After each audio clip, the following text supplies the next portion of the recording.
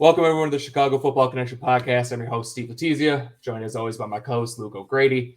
Been about a week since we've hopped on. We've been busy with Thanksgiving and everything. We did not do a full recap of the Jets game, but we will cover that a little bit. We're also going to talk about obviously Bears-Packers week, so we got to talk about that. Justin Fields, injuries, a lot to talk about today. So, well, we're going to get to Bears-Packers because I'm really excited to talk about that, but I do think we have to at least mention the Jets game a little bit. So, we kind of were discussing before, like you said, it's not so much, but, wins, loss there. The big losses there were the injuries. The injuries are starting to pile up for the Bears. We lost Darnell Mooney and Eddie Jackson for the year. Justin Fields didn't even play in that game and is looking like he's going to play in this one, but he's still at least, banged up. So, like we said, the season's has been over for a while, but now it's really over with all these injuries and everything. Season's over. Kind of looking ahead to the offseason, but that does not mean that these games are meaningless. Obviously, Bears-Packers is always a big game, no matter what the records are. Throw the records out the window, and we'll get into that a little bit later on. But I didn't really get a chance to watch the Jets game live, but I have kind of watched it after fact and watched some highlights and everything. It was interesting how the offense looked a lot worse with Trevor Siemian than Justin Fields. I know a lot of people said that it was going to look better. A lot of non-Bears fans were saying how Trevor Siemian's going to step in and the Bears are going to go throw for 300 yards. But it was weird. They sucked way more with Trevor Siemian. Who could have seen that coming? I tell you what, low key, I was one of those Bears fans too. Just because maybe we're jaded, but it felt like this was totally one of those games where Trevor Siemian was going to step in and throw for 320 yards, 2 touchdowns, 2 picks, and we were going to go, well, what the hell? But almost to our benefit, they looked completely horrible. Yeah, right? It's the one time you're okay with them looking horrible. Yeah, I don't think the offensive line, I don't think they did a horrible job run blocking. I actually think that this was a really good game as far as realizing that maybe Treston Ebner isn't the answer. Yeah. But all things considered, I actually thought without Justin Fields, the people I was watching on offense was strictly offensive line and Chase Claypool. And I think if you actually blocked out the rest of the team, I think offensive line and Chase Claypool, you kind of got a passing grade.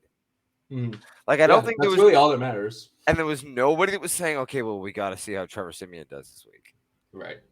And Darnell Mooney getting hurt, not the best, but not exactly an injury that has a long-term worry. And we don't need to see another snap from Darnell Mooney the rest of the year. We know who Darnell Mooney is. And dude, to some extent, it would have been nice to. Sorry, go ahead. No, go ahead. I think my. Well, I was just gonna say it'd be nice to have Darnell Mooney just for Justin Fields' comfortability and to help him. But from Darnell Mooney's standpoint, like you said, it's not a lingering issue. It sucks. You obviously want him out there, and it sucks for him just as a person and as a competitor who wants 100%. To be out there. But it could be worse. And same thing with Eddie Jackson, another one that he's a little older, so maybe a little bit more concern, there because of his age, but still shouldn't be a lingering issue. I still expect him to be back next year and back to his old self. So. Yeah, I actually saw an interesting or someone kind of make the conversation that to some extent they felt that to this point Fields and Claypool kind of hadn't had a good relationship because to some extent they felt like Fields was risk adverse and wasn't really willing to do the at worst case scenario throw it up to Claypool, which I'm not sure if I agree with. We had seen a couple of those opportunities so far, but with Mooney out trying to nurse an injury, it kind of does lean itself towards the more just take the shot to Claypool or take the shot to someone maybe even Pringle for the rest of the year.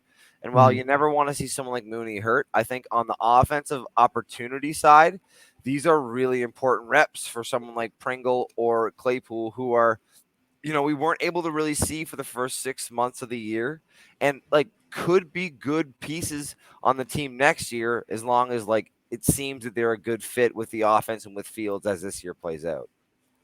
Yeah, I think that's a really good point because if there is one criticism of Justin Fields you can have this year, and he's been fantastic and is getting better each and every week, but if there is one criticism, it's the throwing guys open and making those throws to guys who might look covered, but giving them a chance to make a play of ball. So that, like you said, is now something that he might have to do more and more, and he might throw a few more picks doing that. Let him. But that's fine. Let him. Exactly. He's got to get used to. It's not going to change my opinion of him. It shouldn't change anyone's opinion of him. But yeah, with Claypool and Brian Pringle, you have those guys who are more, and N'Keal Harry if he gets activated now that Mooney's out. All those guys are more, contested catch guys. So it might force Justin Fields out of his comfort zone a little bit with Darnell Mooney and get him to, kind of trust those guys and to throw it even if they don't look like they're wide open. So it could be a growing experience from that point. So that'll be interesting to see over these next couple of weeks. I think to some extent the whole wide receiver room, I don't think anyone wants to see Mooney where he's at. But being that it was, a high ankle sprain, it's something that probably lingers more than you'd like. But if you're going to give someone more than 12 weeks for it, they'll be more than good.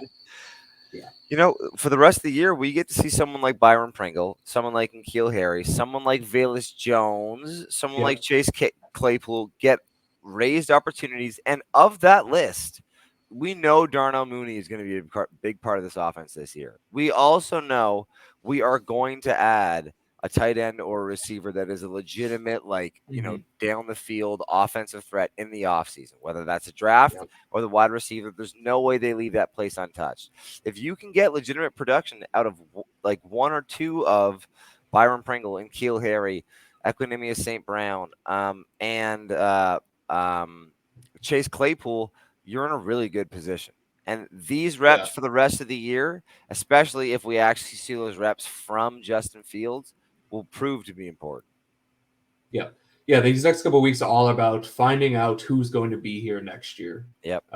And we don't know that question about a lot of the guys there. Is Byron Pringle's on a 1-year deal? Are you going to bring him back? Same with Equinemius St. Brown. Who knows? He's a good blocker and everything, but it might, like Darnell Mooney, it's not an ACL. It's not a serious Achilles or anything like that. It's a high ankle sprain. He's out for the year. He'll be back for off-season training camp and OTAs, everything like that. So he's not going to miss anything.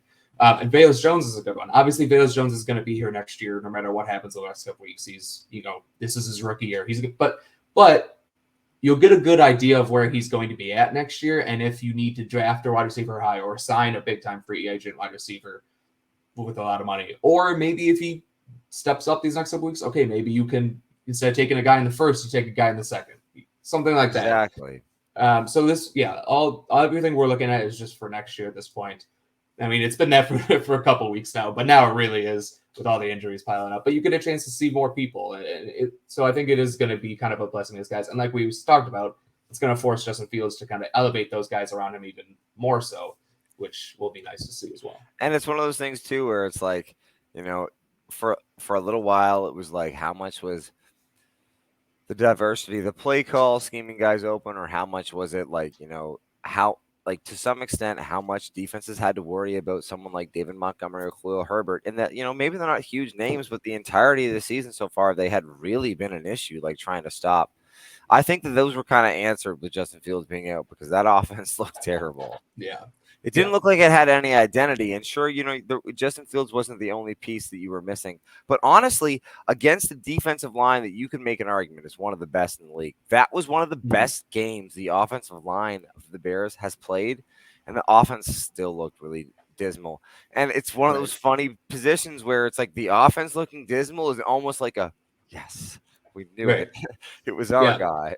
Yeah, the worst thing that could have happened is the game kind of goes exactly how it does, but then Trevor Siemian throws for 200 yards in garbage time once the game's over or something like that. Because then his stats would say 270 yards, and everybody would be like, why can't Justin Fields do that?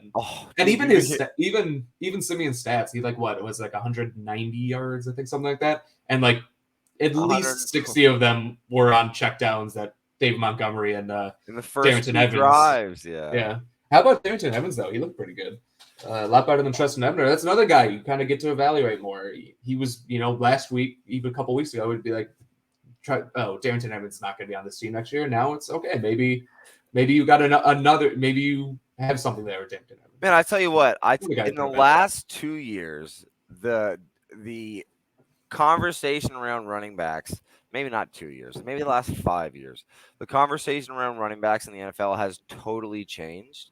And like it went from being like maybe some of the most important people on the team to like maybe like a really expendable position. And like in that, it kind of made like the way that I considered how you address that position. I don't think that I thought of it in the right point of view. Because, like, for example, when we had David Montgomery, when I saw the Khalil Herbert draft, I was like, dude, that's a whack pick. Like, we have David Montgomery. Why would you draft Khalil Herbert? And then going into this offseason, I was like, dude, we have Khalil Herbert and Tristan Ebner. Why would you ever bring in Darrington Evans? And now it's like, dude, that position moves quickly. And there's actually a lot of good athletes and, like, really driven young players at that position where it's like, yeah, you know, you didn't think you should add Khalil Herbert because David Montgomery was on the team. You don't even know if David Montgomery is not the best running back on the team. And then you add Tristan Ebner as the late round pick. So it makes Darrington Evans feel like a bad pick. But it was like, well, Darrington Evans has kind of looked like a spark when like Tristan Ebner has looked bad. And maybe that is just the way it works, is that like at that position, just continuously take shots at like young talent with it. Yeah. Where it's like I fairly inexpensive. Yeah, I think 100%. I mean, we'll get into, you know, should we pay David Montgomery when we get to the offseason. We'll have probably a lot of conversations about that. But the way I view the running back position is treat it almost like college.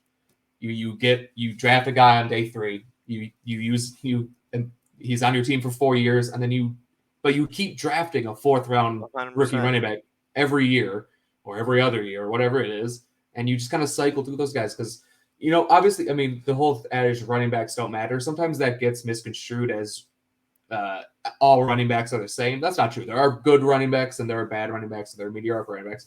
The difference is that it's running the ball doesn't matter as much. So the difference between a really good running back and an average running back really isn't that much. So kind of just continue to cycle through those guys that you get for cheap, either day 3 draft picks or cheap free agents who are young, who maybe didn't get a chance at their last opportunity. Guys like that, and just kind of keep slugging through this. So based on what I just said, you get everyone listening to this could probably sense how I feel about signing David Montgomery, but we will get to those conversations once we finally get to the offseason.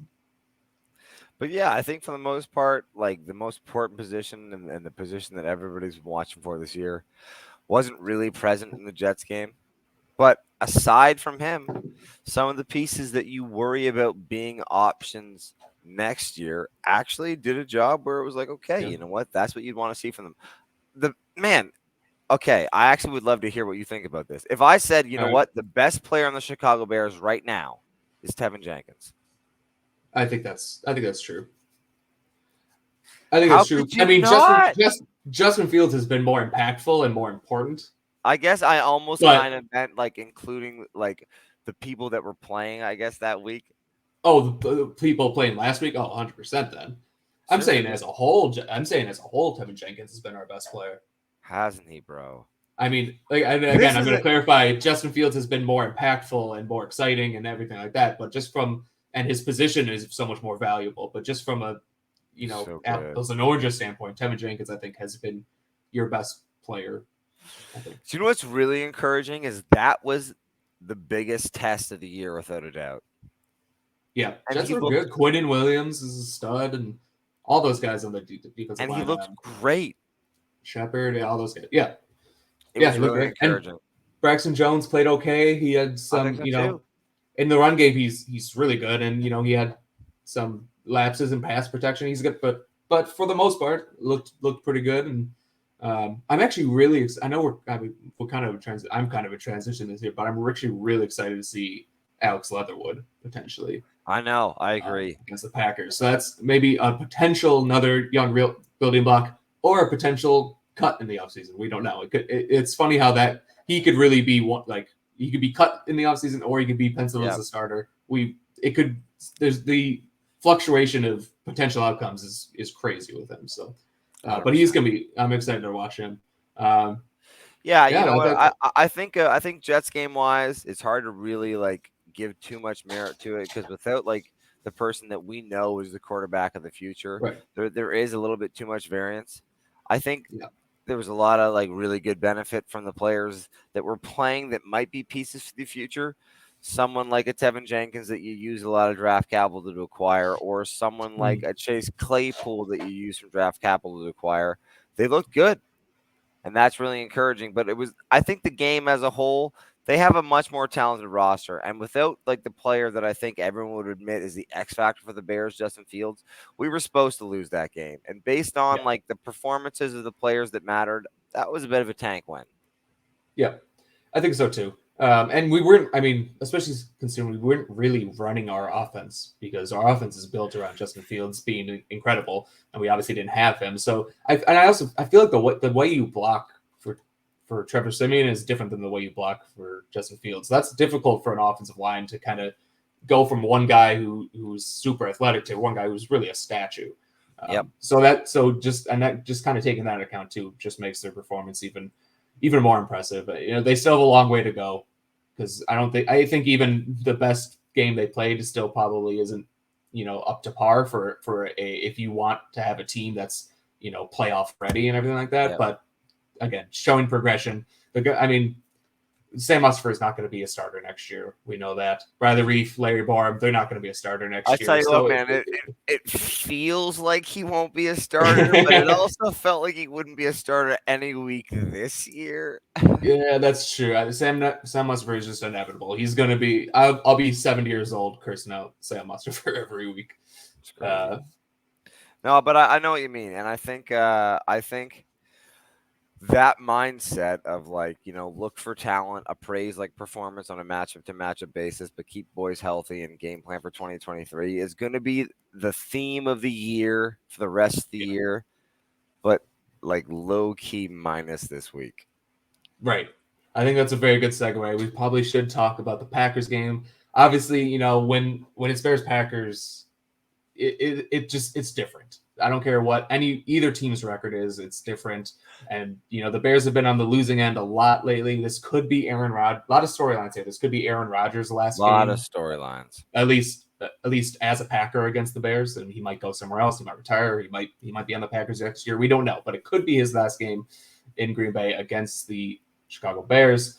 Could be, and this might be a little bit dark, but it could be Virginia McCaskey's last Bears Packers game. I know there were some reports of her having some health issues, so it could be that, and it's a lot of different things going on here. Justin Fields looks like he's going to be playing because he had a full participation today in practice, which was good news, I guess. Bad news, good news. I'm going to talk about that. That almost feels kind of sus. What does full participant mean? What did you ask him to do?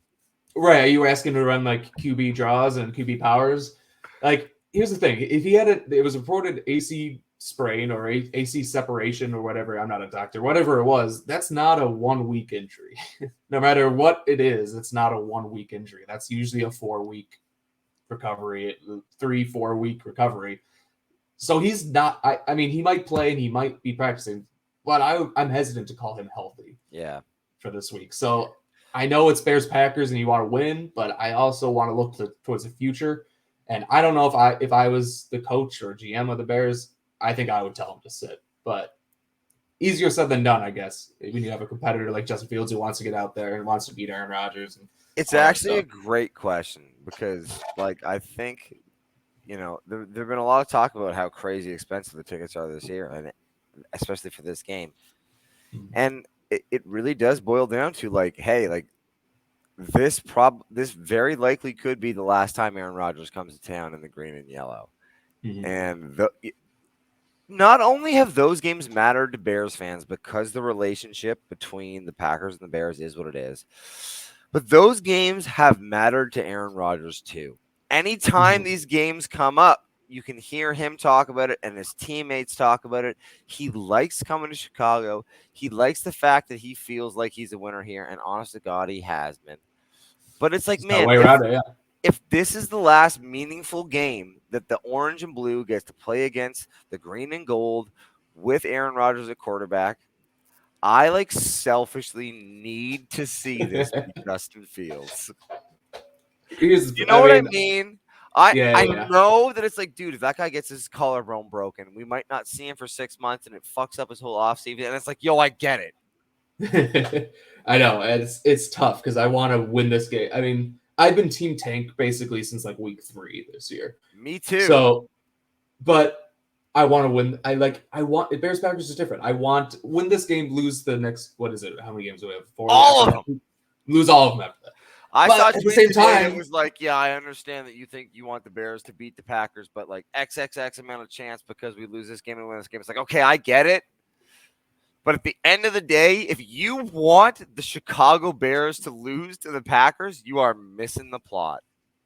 Yeah, I agree. I mean, we're all Bears fans, so like you have to. I mean, everyone roots for the Bears to win, whether you're rooting for a tank or not. I root for the Bears to win every week, even though I selfishly want the Bears to have a higher draft pick, but I still root for the Bears to win every week. And I'll be rooting way harder this week than I was last week and the week before because it's Bears Packers. And like I said, like Aaron Rodgers when he talks about the Bears, like it's different to him too. And he always talks about like playing against Brian, when he played against Brian Urlacher and like Lance Briggs and all those guys. And it's different to them too, and it has a different feel around it. So I do want to win. I don't care much about the draft pick. That's not anywhere near my concern. My concern is Justin Fields getting injured more. I know. And that would just be devastating. So I don't know. It really is funny to say, and it's like straight up. Like I want the Bears to win every game too, to some extent.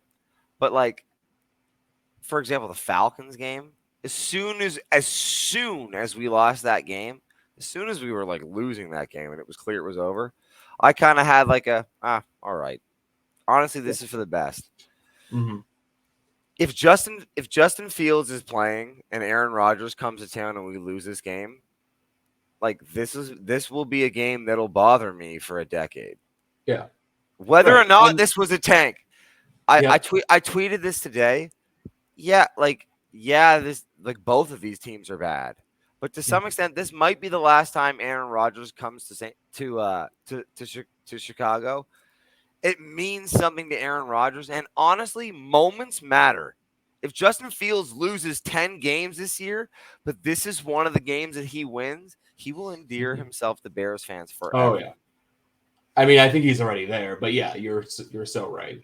And it's funny, like the last couple of weeks, like they'd be like, okay, Bears playing. I really want Justin Fields to do really well, but I hope our defense gives up 45 points and we lose. This game, if fucking Aaron Rodgers throws for 5-6 touchdowns against us, I'm going to be pissed. So the defense has to step up. If we do lose, I hope it's like a 7-6 game or something like that. Like, I do not want to see. Anytime I see Aaron Rodgers throw a touchdown pass, I just such a good point, man. Every mistake I see on the defense as the week's going on, it's like, all right, whatever. Yeah, but whatever. Let the defense against the Packers, you'll catch me screaming at Matt Adams. Oh yeah, Everybody's responsible. Yep, for sure. No, it'll be good. I mean, I think to be honest, if everybody plays, I don't think it's unfair to say that based on the football that we've seen this year, the Chicago Bears have the advantage at quarterback. Yeah. And the rest of it should make for a very interesting football game. Yeah.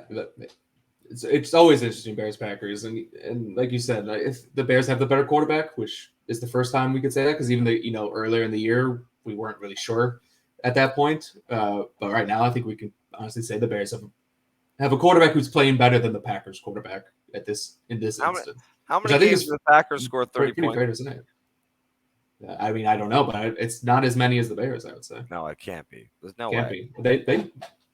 They probably have at least once, but I can't think of one on the top of my head. We're probably going to get blown up. So many Packers games with 30 points. I don't know. I have a good feeling about I don't know why. If Justin Fields plays, which is looking like it, I have a good feeling about it. I think Fields is going to step up in the big moment. I think so too. And to some extent, man, there's a good thing they say about like with wrestling and fighting is that like every good champion goes out on their back. This feels like a game where Aaron Rodgers comes to town and the Bears kind of shut him down for the last time we see him. And then he goes and he plays quarterback for the Jets next year and they win 12 games and they lose to the Ravens in the second round. And that's the end of it. And we got we got one delicious moment in our entire career with Aaron Rodgers. It'd be funny if he goes to the Jets next year for a year and then goes to the Vikings. Just like Brett Favre. That'd be awesome, actually. I'm rooting for that. But yeah, I think, oh God, what was I going to say? Yeah, Justin Fields. I don't know. Rooting for him to No, win, but I think obviously. to some extent we're the same page. Like, this is kind of the last game where, like, I love the Bears, want them to win every game, but also this is the last game that would upset me if we lost. Mm-hmm. Yeah, 100%. I would not get upset if we lose any of the games. Will always be upset if the Bears lose to the Packers. But, instead of the normal, like, be upset all week, maybe I'll be upset for, like, 3 days. The only thing that's really heavy is that, like, if Aaron Rodgers loses, that'll upset him. Yeah, that's true. He really wants this one to some He extent, does, bro. He does. And it's almost weird to say, like, literally, it's almost weird to say. And I wonder if anyone said it to him, what he'd say. The games between Chicago and Green Bay mean more to him in Chicago than they do in Green Bay. I can believe that. I can see that. Because he likes saying I still own you and all that shit. Yeah, and I think for sure he's a guy who thrives off of hatred, and he gets plenty of hate, usually just in Chicago and recently all over the country. So I think he thrives at that, and he likes it. So it will be nice to see. There's nobody Chicago sports fans love to hate more than Aaron Rodgers. Yep. It'll be it's the last time that guy comes to town. The people that are real Bears fans, the reason those tickets are so expensive is because that is must-see TV. Mm-hmm. It sucks that the Bears don't have like any pass rush this year, because seeing Aaron Rodgers get sacked is awesome. But we have no pass rush. I'm not sure if that's going to happen. Maybe we'll get one. Corey Wooten breaking Brett Favre's shoulder. Yeah, sign Corey Wooten to a 10-day contract. Sorry, boss. Yeah. I remember what I was going to say, though. It'll be interesting to see what the game plan will be with Justin Fields. Are we going to do QB powers like we have the last 5-6 weeks with him? I would doubt it. I mean, I don't think the design QB runs are going to be in the playbook this week. No, I would imagine. Maybe they will be, but I would imagine they won't be. Like, you got a guy, even we don't know the full extent of his injury. Only his doctors and Justin Fields and the team knows, but it can't be 100%. So and we've been successful over the last 7 weeks, however long it's been, because of the run game with Justin Fields. So it'll be interesting to see how they come out and kind of game plan around maybe not running him as much. Are we just going to run the ball with Dave Montgomery 40 times? I don't know. It'll be interesting to see. Yeah, I mean, maybe we'll see Ohio State Justin Fields, like the drop back and maybe run every 10 to 12 plays kind of thing. Yeah. Justin Fields, like, for the most part, his value coming out of the draft was as a pure pocket passer. It was it was almost like the fact that he ran a 4.38, whatever it was like, it was a nice to have, but this guy can just set his feet and like step up and make the throw. And I worry that one, they're gonna put the brakes on him and say, hey, you don't need to play this game, which he doesn't. It's a terrible idea to play him, and even though I know it's terrible, I still want him to play. Yeah, it doesn't make any sense to play him. Or they might say, hey, like, we'll play and we're not going to have any regard for the fucking gravity of the situation, and we're going to run you 12 times a game. We're going to run you back-to-back plays on the last drive like we did in the last game when we knew your shoulder was hurt and everybody in the world saw it. So it's like we don't really have enough data to know if the coach staff is going to like understand like how to navigate this situation.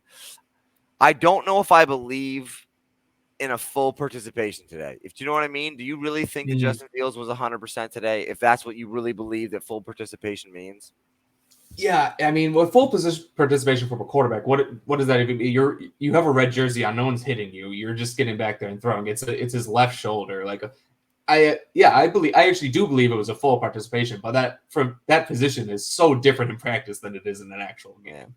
You see like a running back or an offensive line get a full participation on a Thursday. You go, okay, that guy's playing. Justin Fields got a full participation day. You went, okay, hold on. Yeah, they were like, okay, if practice is about to start, and Justin took every snap, went up to everyone and was like, if anyone gets within 5 feet of Justin Fields, you are cut, is what they were saying. And honestly, to Justin Fields' respect too, like, I bet you there isn't a person in the building with or without the coaches, notice that would come anywhere close to them. It really does feel, especially over the last couple of weeks, that the people in that locker room have been like, hey, whoa, like that's our ticket. Mm-hmm. It could also be some gamesmanship by the Bears too. Make the Packers game plan for Justin Fields. And I mean, not that you need to really game plan against Trevor Siemian or Nathan Peterman, but make them kind of waste their time game plan against Justin Fields. And put him as a full participant because he was a full participant, but then he took every snap. Took every snap, yeah. Like I could see that. That's actually the first time I really considered that. I just saw a full participant. I was like, oh, it looks like he's gonna play. But yeah, there might be some gamesmanship there. We'll see. You know what? Eberflus has done it. Eberflus has been he's looked good. We'll know come game time. Oh, really? We'll know come game time. You don't have any decisions made. Yeah, exactly. He's like, no, it's gonna be a game time decision is the stupidest thing. It's like rarely a game time decision. There are probably instances where there are game time decisions, but most of the time they know if a guy is playing or not. They just don't want to say it because it's not beneficial for them to tell the other team who's going to be playing. The whole Lucas Patrick, Tevin Jenkins thing at the beginning of the year, they'd ask and they were like, hey, seems like Tevin Jenkins is healthy. Do you know if we're going to see a full slate from him? Yeah, we're going to keep that one close to the belt. Just until we have to admit it, we're going to try and keep that upside from him. And it's like, yo, dude, you're talking about a right guard. yeah. Like you're not messing with the other teams too much. I know. So we'll see. I think to some extent, my logical brain says that it doesn't make any sense that Justin Fields would play this week. We got a bye coming up. It's an injury that two different doctors that work closely with Fields, or at least are familiar with Fields on Twitter, have said, it is an injury that can cause like re-injury. But by the same merit, like if Justin Fields has said I can go, and to Eberflus's point, if it passes the test that like the coaches and like the health staff say, like, yeah, to some extent, like he can play, maybe we see him. Yeah, maybe we do. I think what I'm just getting at is I feel like I can trust Eberflus and Poles to make the right decision.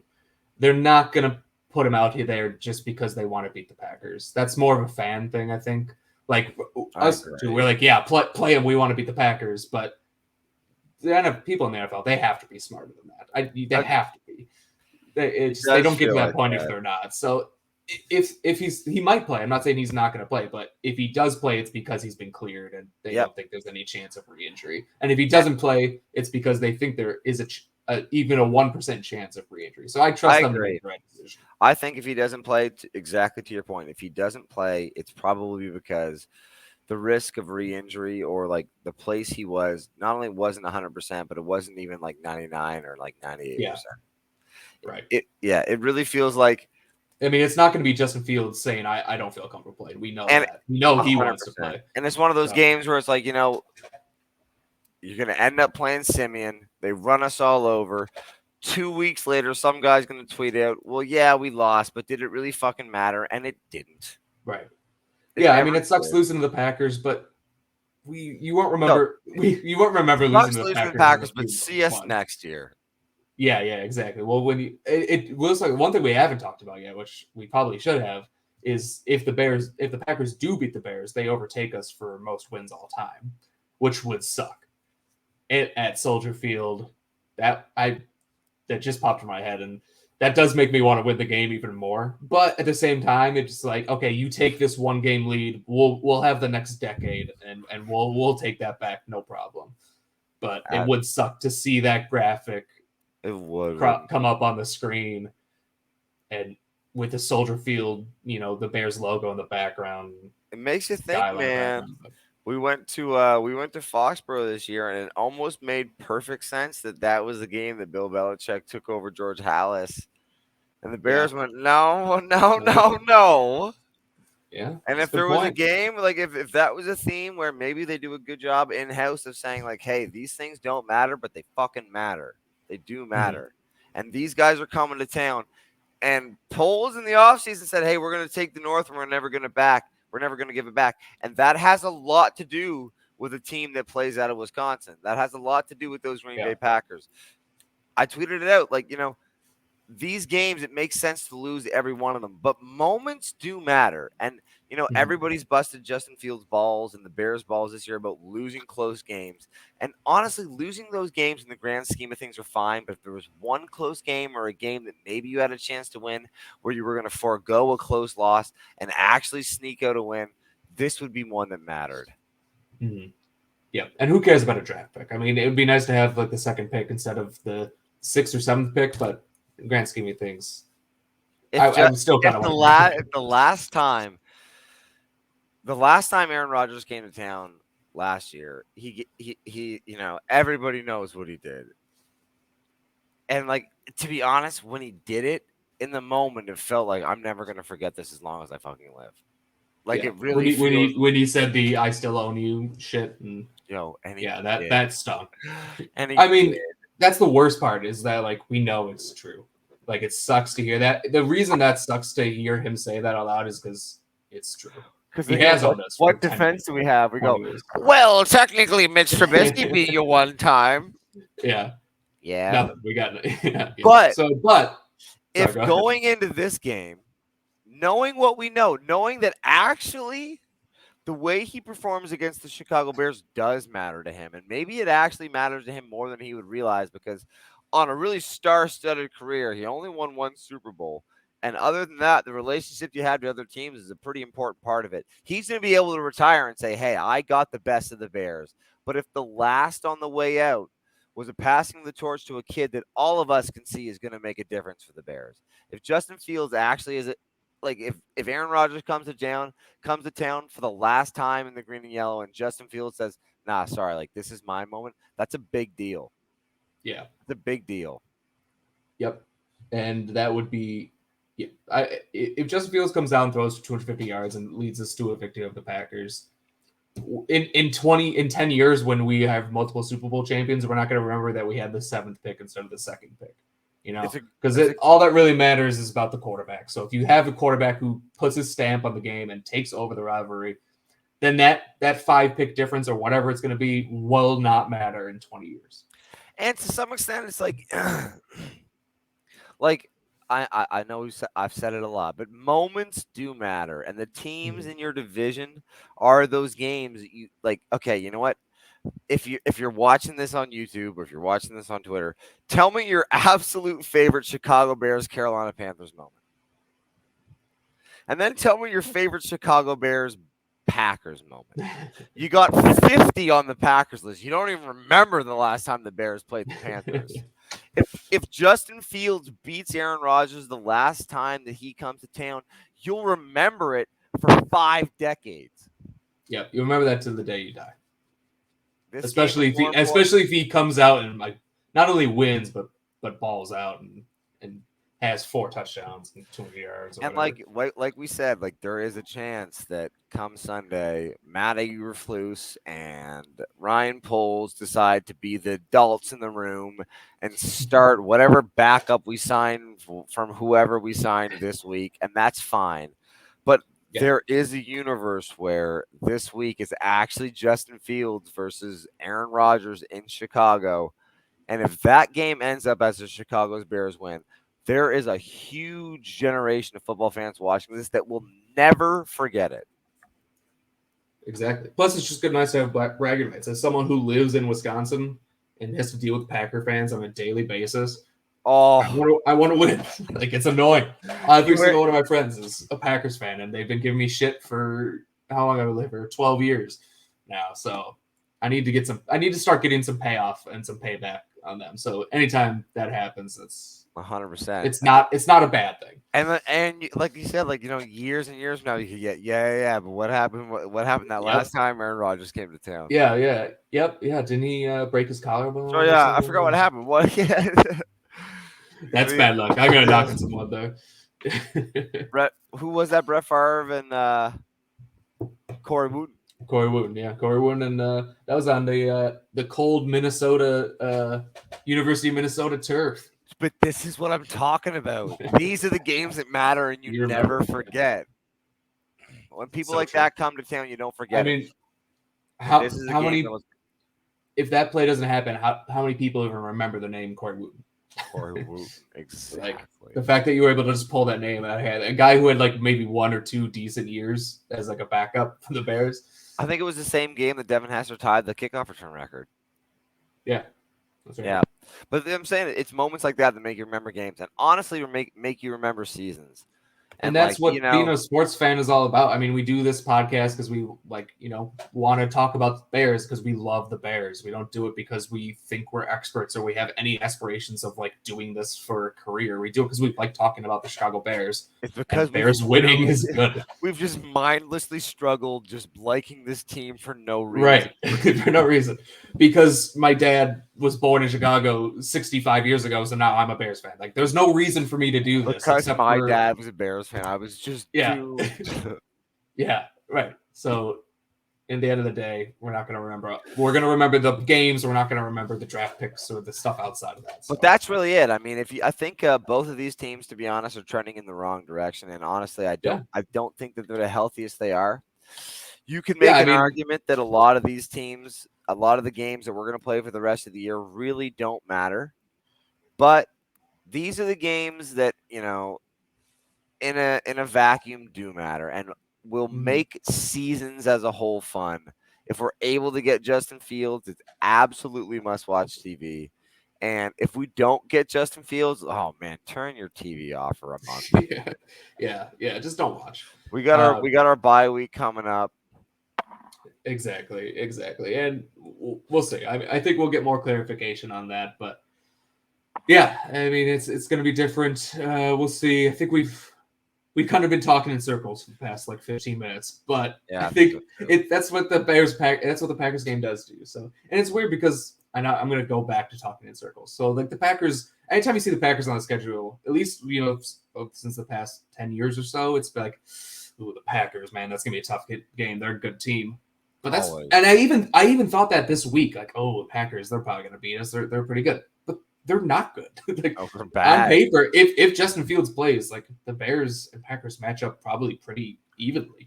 But like it's just seeing them on the schedule, like, oh, that's probably a loss, just because that's the mindset we're in. And I PTSD, and I want to winning would get us out of that mindset going into next year. When you win this game, you go into the first Bears Packers game next year. It's not, oh man, the Packers, they always beat us. It's, oh, we beat this team.